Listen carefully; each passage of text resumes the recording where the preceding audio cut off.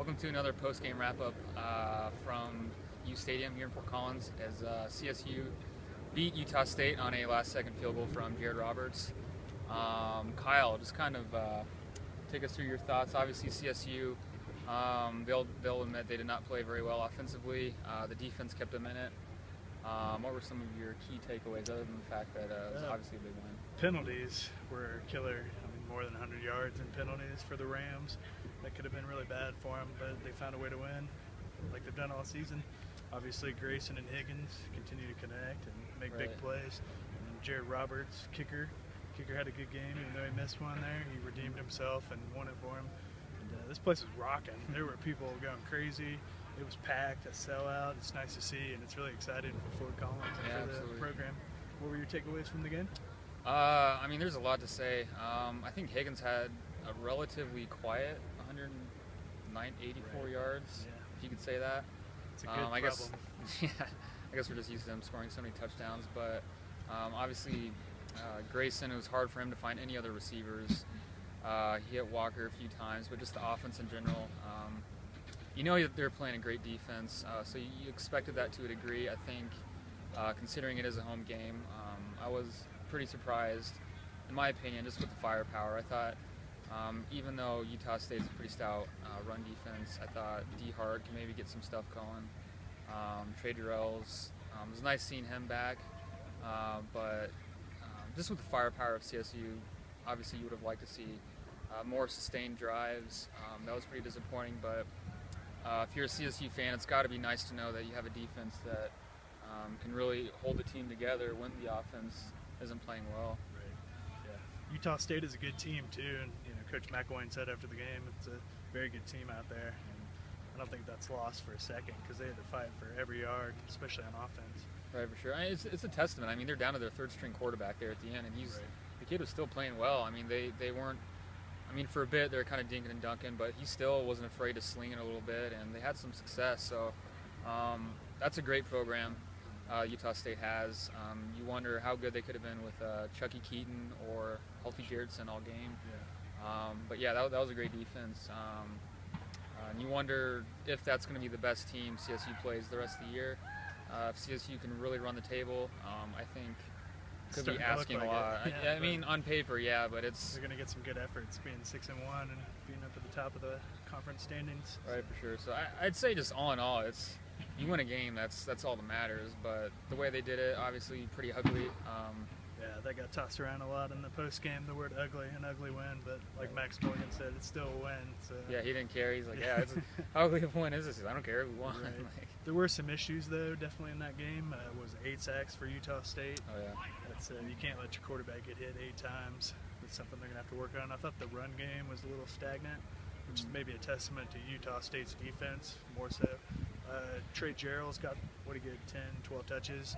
Looked like he was starting to get back into a rhythm. He was a little tentative at first, I thought. And of course, D. Hart, runs hard every play. Yeah. But there weren't a lot of holes for him out there early, and he kept going. Yeah, you nailed it on all accounts. 8 sacks for Grayson. It's a combination. The offensive line, Moose Myers goes out. That's a big deal. CSU they don't have the depth, but Nick Callender shows his versatility. Comes in at left guard. Played fairly well, but giving up 8 sacks, the line, obviously, Mac mentioned it post-game, that they've got to improve. They've got to learn from it. It's kind of funny how all these games, it's like CSU plays well, but there's always like a glaring hole that they can continue to work on. That I'm sure keeps the coaches up at night. Yeah, for sure, and keeps them motivated. But I think Grayson, for me, kind of showed some of the old Garrett of holding onto the ball too long. Sure. A couple of those sacks were just, get rid of the ball, or he used his feet pretty well multiple times. He needs to do that more, I think. But just tough game. But having it here, Hughes, I think, was huge. Having a huge crowd like this sell out definitely helped a lot for sure. Of course, Grayson becomes the all-time leading passer. Yes, it's quite the honor for him. I mean, passing Kelly Stouffer, that's huge. I mean, who would have thought coming in as a gray shirt guy from Washington, he could have set a school record. He's supposed to be the backup to Pete Thomas, and we were talking about him as one of the best CSU quarterbacks, at least statistically, of all time. So obviously that was a pretty huge deal. He was modest about it too. I thought in the post game, paying homage to the history here. I think that means a lot. lot for him. Yeah, he's well aware. He's name dropping Moses Moreno, obviously Van Pelt, Stouffer. So he knows about it, and yeah, he's a humble kid, and it's nice to see. What did you think on the final pass play there to set up the Roberts kick? Did you think he had any chance? It looked like Higgins was running into almost triple coverage there, and somehow he came out with the ball. Yeah, it's another interesting point. Garrett mentioned that they had planned on running out the clock, even with, I think they had all 3 timeouts with 58 seconds left. And until D. Hart broke that one 15-yard, 20-yard scamper or whatever, I guess that kind of let Baldwin know, hey, let's air it out to Higgins one more time, just try it out. And perfect throw, airs it out. I think it was a cover 3 with 3 safeties converging, or safety 2 corners, and just perfect throw, perfect catch, and storybook ending, really. I mean, a little bit of luck maybe in there. Yeah, I mean, absolutely. I mean, sometimes you need that, though. Yeah, definitely. But yeah, I don't know. I just would have liked to have seen a little more aggressiveness. I think offensively, Baldwin kind of was uncharacteristic with the Charles Lovett pass, these reverses, the Joe Hansley Wildcat. Yeah, I know he's trying to get something going, but stick to D. Hart, stick to Trey Durrells. I mean, it's a 2-headed monster that start the year was working. I know it's a different defense, but I would have liked to seen him kind of stay away from the whole finesse kind of game plan. Right. I'm a little concerned in the passing game that maybe they're stuck on Higgins a little too much, and they kept waiting for somebody else to break through. Stephen Walker is probably their second best guy in the passing game tonight. Right.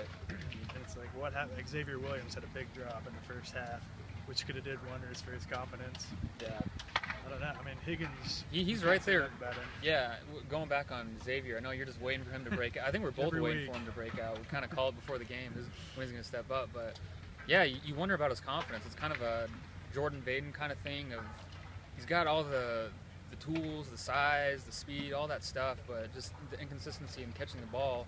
And a young guy like that, you do wonder if it's going to hinder his confidence. He's like still that. Young too. Yeah, I think we got to remember that. But right, he did have that. I think it was a behind the back catch later on in the game. So, I mean, it's there. He just needs to put it all together. What'd you think on the defense? I know Kevin Pierre-Louis was out. Yeah. Some guys stepped up, played well.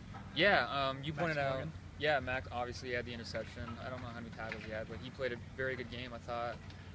He showed a lot of lateral speed that I guess we don't. I don't know, he kind of gets hated on for his lack of speed, but I thought he played really well. You mentioned earlier Nick Januska played pretty well in place of Kevin Pierre-Louis. He did. Got a lot of plays. He was out there a lot.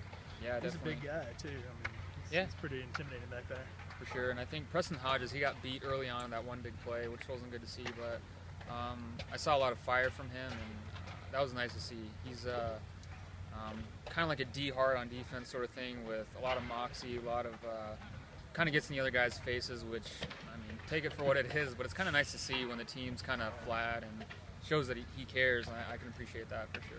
That's good. What are your final thoughts on this one? Final thoughts, big win. Obviously really ugly, I think, as a fan.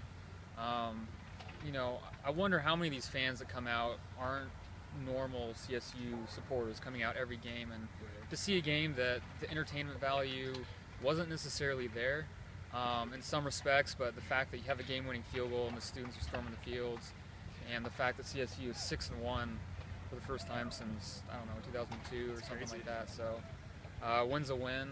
Yeah, Definitely a different vibe up here in Fort Collins from the last couple of years I've been covering them. So a lot of excitement. What about you, Kyle?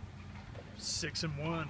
That's where they're at. And it was a Max or someone in the post game that talked about how the culture is changing.